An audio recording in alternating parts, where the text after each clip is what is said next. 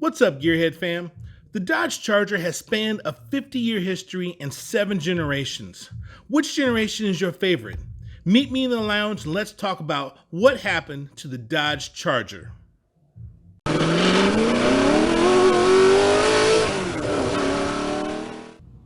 Thank you for stopping by the Gearhead Lounge and seeing what's going on. Be sure and hit that like button and ring the bell to make sure that you're alerted every time I upload a video so you don't miss a thing. Now that the housekeeping is out of the way, I just want to start off by saying that this is not a hit piece on the Charger. This is a very brief history on one of my favorite cars, the Dodge Charger. Let's take a look at how things got started.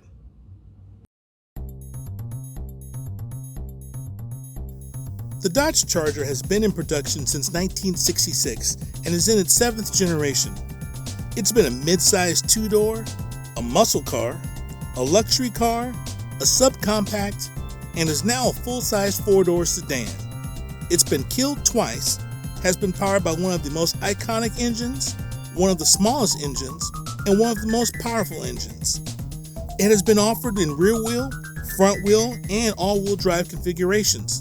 If anything, I'd say that this nameplate has seen it all, and done it all, except becoming a pickup. I think that might be a bridge too far. The Charger name began in 1964 with a concept car. Dodge wanted to improve their presence in racing, so they punched out their Hemi engine to 426 cubic inches, but needed the right vehicle to showcase their new elephant motor. The design studio took a Polara and began to customize it for the show circuit. They customized the bodywork, gave it a full custom interior, cut the roof off, and made it into a true roadster with the Charger name on the B-pillar. The car looked great, but they hit a snag. The new 426 Hemi was being hand-built and was in short supply. The new engine they had on hand ended up going to a race team that had recently blew up their Hemi. Not wanting to waste time of the design studio, they took the 383 that originally came in the Polara and put it back under the hood. The Charger concept hit the show circuit with rumors of the engine being a 426 wedge instead of a Hemi. By the way, the original show car has been found and restored, with a Hemi under the hood. In 1964, Pontiac dropped a bomb with the newly released GTO, and manufacturers were scrambling to create their own muscle car and get it to market.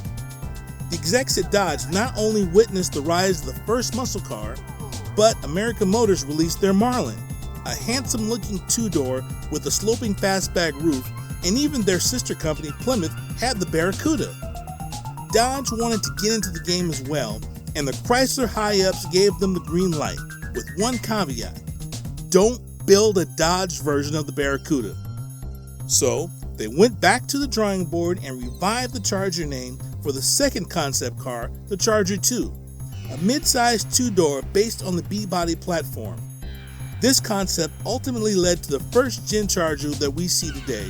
It was revolutionary in its styling with hideaway headlights, front and rear bucket seats, and a single tail light that covered the full width of the car. Engine options were all V8s, starting with the 318, then 361, 383, backed by either an automatic or 3 or 4-speed transmission, and finishing up with the 426 Hemi. Only 468 Chargers were built with the 426 Hemi. I mentioned earlier that Dodge was heavy into racing. I mean, it's why they built the Hemi engine in the first place, and the Charger was born to showcase that engine, so it was only fitting that Dodge campaigned the Charger with a Hemi in Grand National Racing, known today as the Monster Energy NASCAR Cup Series. On the racetrack, the Charger proved to be a handful to drive.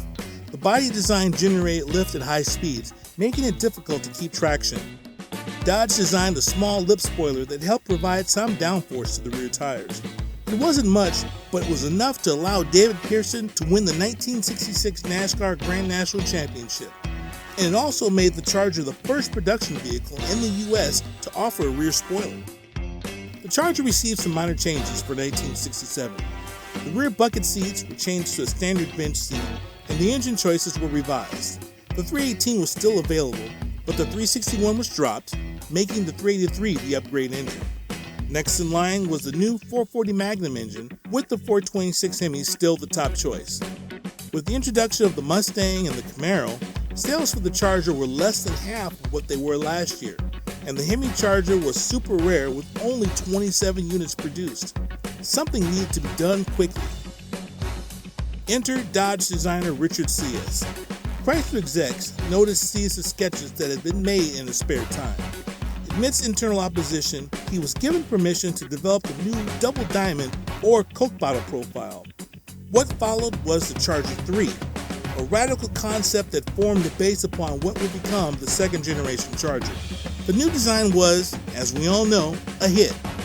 The 1968 Charger was new inside and out, but kept some throwbacks to the first gen, like the full-width front grille and hideaway headlights. The roofline for 68 stepped away from the fastpack design and featured a more stylish B-pillar with a recessed window design. The scallops that resided on the rear quarters of the first generation were flipped around and added to the doors and hood of the second generation car. A racing-inspired quick-fill gas cap gave it an aggressive look, along with a slight lip spoiler in the rear. The full-width rear taillights were replaced with two pairs of round taillights. The new design shot the Charger into instant popularity in the muscle car ranks. Engine options consisted of the 225 cubic inch slant 6, the 318 V8, and 383 with the 2 or 4 barrel carburetor, backed by either a 3-speed automatic or 3 or 4-speed manual transmission. The introduction of the second generation Charger also brought a new option, the RT. Standing for a road track, the RT Charger came standard with a 440 big block and the 426 Hemi as an option. On the outside, there weren't many signs except for some RT emblems and the bumblebee stripe on the hindquarters.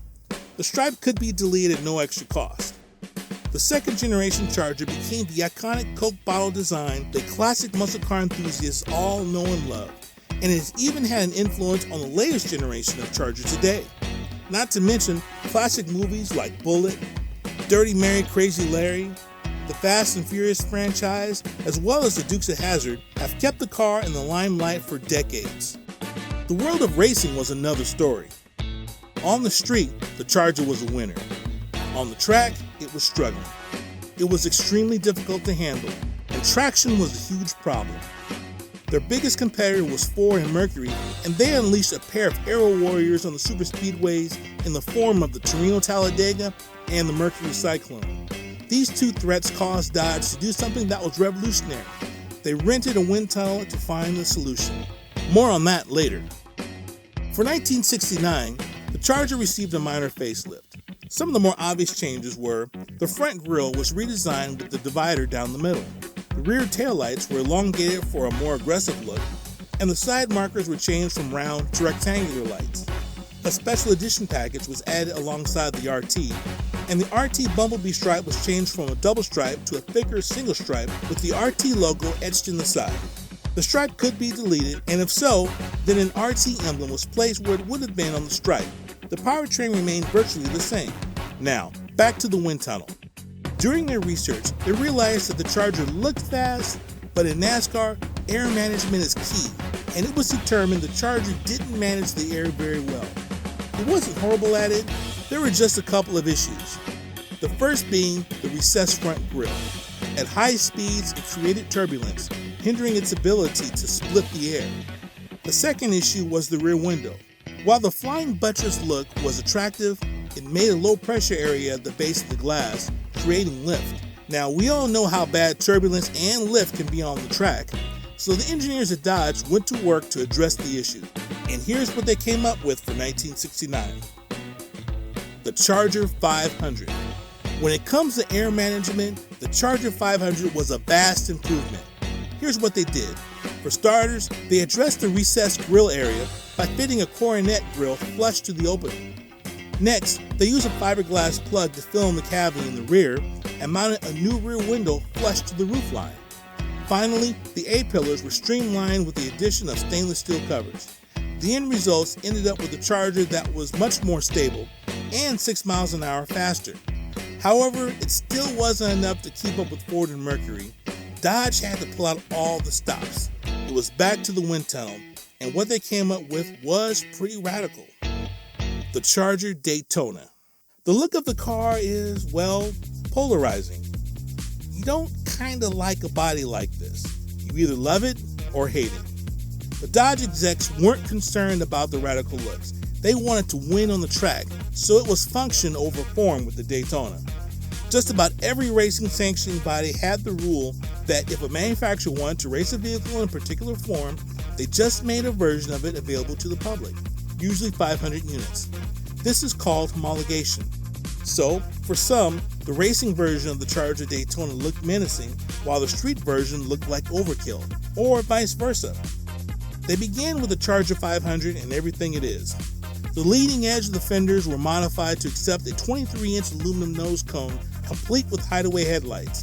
The front fenders also received a pair of reverse-style scoops that were rumored to be there for wheel clearance, but they were more likely air extractors. The A-pillar covers were retained, as well as the flush-mounted rear glass, and the Daytona was finished off with a 23-inch tall wing in the rear and a race-only 426 Hemi under the hood. Street versions looked similar, except that while street versions were merely street Chargers with the Daytona pieces attached. Most of the race cars were purpose-built, making the body lines look more fluid. Engine choices for the 500 as well as the Daytona start off with the 440 Magnum with the optional 426 Hemi. And backed by the mighty 426 Hemi, the Charger Daytona was a definite performer on the track. It was the first to officially break the 200-mile-an-hour barrier and won a total of 6 races. Not only that, they set numerous speed records. It was clear that these aero warriors were going to completely change the face of NASCAR racing, possibly pushing the speeds far beyond the capabilities of the drivers and definitely past tire technology. For the 1971 season, NASCAR execs ruled that no aero car could compete with an engine larger than 305 cubic inches, pretty much ruling the car out of competition. For 1970, the Charger received yet another facelift. The splitter in the front grille was removed, and the entire front end was given a wraparound bumper. In the rear, the taillights were slightly enhanced to give it the look of being a full-width light. Trim levels of Base, SE, and RT remained the same. The look for the RT was also mostly the same, with the addition of pseudo-air extractors that cover the scallops on the doors emblazoned with the RT emblem. The engine options remained the same with the addition of the 446 pack. The Charger 500 also carried over from 69, but was in trim only. With the Daytona, there was no need to develop a 1970 Charger into a race car. As good as the last model of the second generation looked, it was quickly losing sales to the newly introduced pony car, the Dodge Challenger. On the racetrack, the Charger garnered 10 wins, which allowed Bobby Isaacs to capture the Grand National Championship. So, not a bad exit for the last year of the model run. 1971 called for a new design. This new body style was more rounded and sleeker than the previous generation. A rear spoiler and trapdoor style hood scoop called the Ram Charger were now available as options, and the hideaway headlights were also relegated to being options. The trim levels remained the same, and while the 440 Magnum was still available, 71 was the last year for the 446 pack as well as the 426 Hemi. New for 1971 was the Charger line was merged with the Coronet, meaning that they shared similar parts, especially interior components. 71 was also the introduction of the Super B option, an economy performance trim level that featured the 340 small block, but unfortunately it only lasted 1 year. For 1972, the manufacturers have been struggling with government regulations for a couple of years now, so the pressure for cleaner emissions, higher fuel economy, and lower insurance rates began to take their toll on every vehicle sold new in the United States, and the Charger wasn't immune. For starters, the RT option was discontinued and replaced with the Rally option. Compression ratios were lowered across the board, and the engines received hardened exhaust valve seats to help them run on unleaded fuel. The 318 remained the base engine, and the 383 was replaced with a low compression 400 cubic inch engine. While the 440 was still available, the compression ratio was also lowered to accommodate lower grade fuel. The Ram Charger hood scoop was discontinued, and many of the performance gear ratios were discontinued as well. And don't even think about asking for an extra heavy-duty suspension package, because that was discontinued as well. The Charger received all new sheet metal for 1973, although it looked pretty much the same as the previous 2 years. This new Charger was actually a little longer, wider, and a little taller than the previous year. The hideaway headlights were dropped altogether, and the SE models received a custom roof with a triple window design for the quarter glass. The 318 remained the base engine, with the 340 as well as the 360. Next in line was the 400 and finished off with the 440. By 1974, the Charger name had all been but defanged by government regulations and requirements. There weren't many changes for this year, and most of the options remained the same. The biggest change was dropping the 340 from the lineup and replaced with the 364 barrel. By now, Charger had developed from a muscle car to a personal luxury car. While the Charger was struggling with its identity on the streets, it knew exactly what it was on the track. Dodge had no plans developing the fourth generation of Charger for NASCAR because of the overall squareness of the body, which would make it a handful aerodynamically. So the 74 Charger body was allowed to race until 1978, when it was replaced by the Dodge Magnum. It was extremely successful in cup racing, winning the championship in 71, 72, 74, and 75. Richard Petty was even quoted in saying that it was his favorite car to race because it was so well balanced. Unfortunately, for the fourth generation Charger, there's not a whole bunch to talk about performance-wise, but not for lack of trying on Dodge's part. The 1975 Charger shared its platform with the Chrysler Cordoba, Chrysler's personal luxury car, and the new Charger fell right along those same lines. The only model offered was the SE model, and the engine options were a 318 base engine, a 360, and the 400 big block. 1976 brought about some changes. First, model options were expanded from 1 to 4. They consisted of the base, Charger Sport, SE, and Daytona. But here's the spin. The base Charger and Charger Sport were built using the Dodge Coronet, making it look completely different from the SE and Daytona. It was probably a way for Dodge to bring back a little performance to the brand and save money at the same time. For 1977, the base and sport models were dropped, leaving only the SE and Daytona, which were merely trim levels. By 1978, Charger production had fallen to 2,735 units, and production ended. Now, it's safe to say that the 1970s weren't too kind to the automotive world. We had 2 oil embargoes, a government crackdown on emissions, fuel economy, and safety, and an influx of economy cars from Japan and Europe. The Chrysler Corporation was in particular dire straits at this time. On the verge of bankruptcy, they hired Lee Iacocca in 1979 as chairman. The first thing he did was go to the United States Congress and secure the loan guarantee to save the company. To rejuvenate the brand, Chrysler had to do a reboot of all their vehicles. As a major cost-saving measure, the K platform was introduced. It was a front-wheel drive platform that utilized a 4-cylinder engine that became the base for all of Chrysler's vehicles, with the first being the now famous Aries K car. The K platform wasn't the only one used by Chrysler at that time. There were several. The platform we're concerned with is the L platform, serving as the base for the compact cars Dodge Omni and Plymouth Horizon. From the Omni, their sporty version was known as the Omni 024.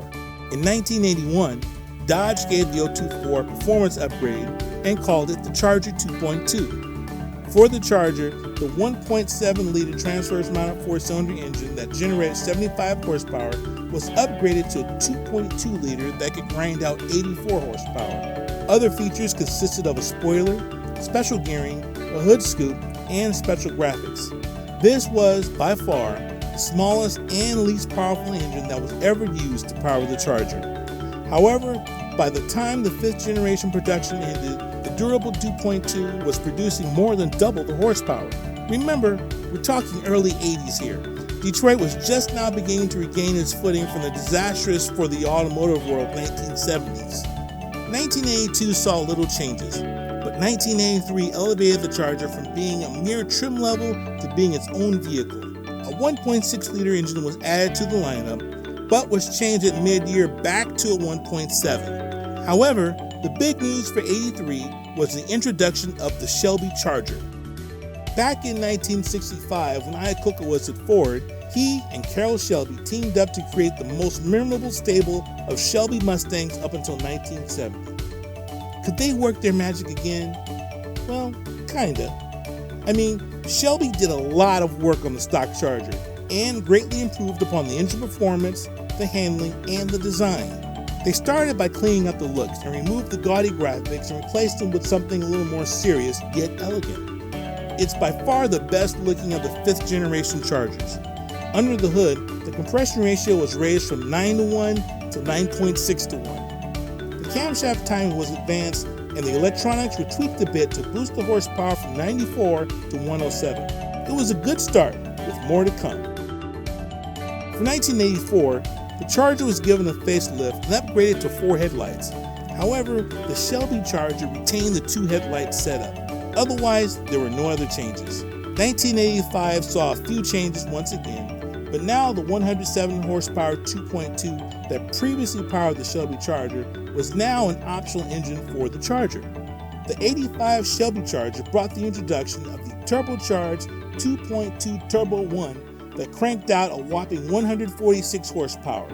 Well, whopping for a 4-cylinder produced in 1985. Either way, it was a major step up in horsepower. 1986 brought a mandatory center high-mounted brake light for all vehicles sold in the U.S. and a 96 horsepower 2.2 engine for the base model as an option, but all else remained the same, even for the Shelbys. 1987 was the last year for the 5th generation Charger. The 2.2 became the only engine for the Charger. Otherwise, it was the end of the run. For Shelby, the last run of Shelby Chargers were equipped with a 175 horsepower Turbo 2 engine and all painted black with no stripes. This final car was called the Shelby GLHS, that Carroll Shelby jokingly said that it stood for Goes Like Hell Shelby. It's 1999, and the last Charger was built some 12 years ago. No one had heard anything of a new Charger being developed, and then the 1999 Charger RT concept hit the show circuit. It was a sleek, sexy rear-wheel drive four-door that was an all-new modern design, yet gave a nod back to the 2nd generation Charger. Powered by a supercharged 4.7-liter V8 engine, it ran on compressed natural gas and produced 325 horsepower. It was an instant hit to enthusiasts, but the extra pair of doors was worrisome. But it didn't matter much. Chrysler and Daimler-Benz had merged in 1998, forming Daimler Chrysler, and the new Charger wasn't on the exec's radar screen. The project was killed before it could gain any traction. The world wouldn't see a new Charger for another 7 years. 2004 and 2005 was full of teasers for the new Charger. Everyone speculated what it was going to look like. After all, the concept from 1999 was still fresh in everyone's minds, and Detroit had begun a retro vibe that had started a few years ago. Ford had the Thunderbird, Mustang, and the Ford GT that were definite throwbacks to the classic icons of years past. The Charger RT concept had the 2nd generation Charger all over it. Surely Dodge wasn't going to disappoint, right? Well, you be the judge. It's true that this new Charger was nowhere near what the public expected to see, but could it recapture what it had become before? Let's take a look. Based on the LX platform developed during the Daimler Chrysler days, this new 4-door sedan... Wait, sedan? Yep, it was a sedan. But the 99 concept was a sedan as well. The new LX platform featured the classic front engine, rear-wheel drive setup with a 4-wheel independent suspension that had an all-wheel drive configuration as an option. Exterior-wise, it had a good muscular look to it with aggressive styling. The interior was sporty with all the right gauges, and the seats did a good job of holding you in place and in comfort. Under the hood was what everyone wanted to know about. The base engine was a 250 horsepower 3.5-liter V6 that was available for the SE and SXT in 06, with a 190 horsepower 2.7-liter V6 becoming the engine of choice in 08 for the SE only, with a 3.5 for the SXT. Next in line was the 5.7-liter Hemi V8 that was available for the RT and stayed the engine of choice for that trim level for the remainder of that generation. Generating 340 horsepower, the Hemi was a formidable engine with tons of potential. In 2009 and 2010, power was bumped up to 368 horsepower. The king of the hill was the Srt 8 package, which came equipped with the 6.1-liter Hemi that could churn out a very respectable 425 horsepower. Other trim levels were the Daytona RT that also debuted in 2006. It featured bright, catchy paint colors with the Daytona stripe package. It shared the 5.7-liter Hemi with the RT. The other trim level was the Super B package that came out for limited runs. It shared the 6.1-liter Hemi with the Srt 8. By the end of the 2010 model year, the Charger had a following. Coupled with the Chrysler 300 and Dodge Magnum that was killed after the 08 model year, quite a community had been built. Also, the introduction of the Challenger in 2008 further enlarged that community, which built the popularity of the Chrysler and Dodge modern-day Hemi cars. The automotive aftermarket further contributed to the Charger, 300, Magnum, and Challenger. They were all basically the same platform, so a lot of performance upgrades were shared between cars. So, in the first 4 years of production, the new Charger developed and grew as a vehicle. On the track, the Charger did just alright. It won races, but NASCAR racing was different by now. I mean, everything was different, especially the cars. The last time a Charger went NASCAR racing, they had race cars that were still somewhat related to street Chargers. Today, every car is built from scratch, sharing absolutely nothing with the street vehicle. But they were still popular. Brad Keselowski won the championship in 2012 for Penske Racing driving a Charger, but Chevrolet won the manufacturer's championship. Unfortunately, race teams gradually moved over to other brands over the years, making Penske the last team running a Dodge, and they moved to Ford for the 2013 season, forcing Dodge to cease any racing efforts. For the 2011 model year, the LX platform received a major reworking and was dubbed the LD platform. With the new platform came an updated body style. The front fascia was built to be more aggressive looking, and the rear was given a look reminiscent of the 1969-1970 Charger. The hood and sides were also given scallops as homage to the same era. Under the hood, the new base engine was 3.6-liter Pentastar V6 that powered all SE and SXT models. Power output was 292 in 2011 and bumped up to 300 in 2012. The RT received a 370 horsepower 5.7-liter Hemi, and the Srt 8 wasn't produced that year, but returned for the 2012 model year. When it did return, it returned with the Srt 8 and the Srt 8 Super B, both sporting a 470 horsepower 6.4 under the hood. Other subsequent performance packages appeared in 2015 that featured a 485 horsepower 6.4 in the form of the Srt 392 and the Srt Scat Pack. 2015 also brought along a facelift. The front grille was heavily revised, removing the quad headlights and replacing them with LED headlights. The rear was also updated with a rear tail light treatment similar to the short-lived Dart. The facelift also brought in the introduction of the Srt Hellcat, a hellish sedan motivated by a supercharged 6.2-liter Hemi that pushed out a whopping 707 horsepower. This four-door sedan was rumored to reach speeds of 202 miles an hour. The models have pretty much stayed the same, with small improvements all the way up until 2019. So, getting back to my question of Dodge disappointing Charger fans, no, they didn't disappoint. Us muscle car guys were somewhat disenchanted with the new design, but frankly, I don't think Dodge was going after that group of people. They were going after a new crowd, a younger crowd, those who didn't know anything about the Peabody cars. This new generation Charger has a wide range of features. The performance models are fast, almost menacing in some configurations. Charger fans were looking for a super sedan, and Dodge delivered in the form of one of the fastest sedans ever produced. What's next for the Charger? Well, the rumor mill is cranking at full speed. They most likely have a new generation already together that's getting sorted out at the time this video was made. The Charger is still relevant, still growing, still thriving. Finally recovered from the fuel and emissions crunch of the 1970s and the sport compact days of the 1980s. The Charger knows what it is and is moving forward. If you're not with that movement, then you better move over because this train is moving at full steam.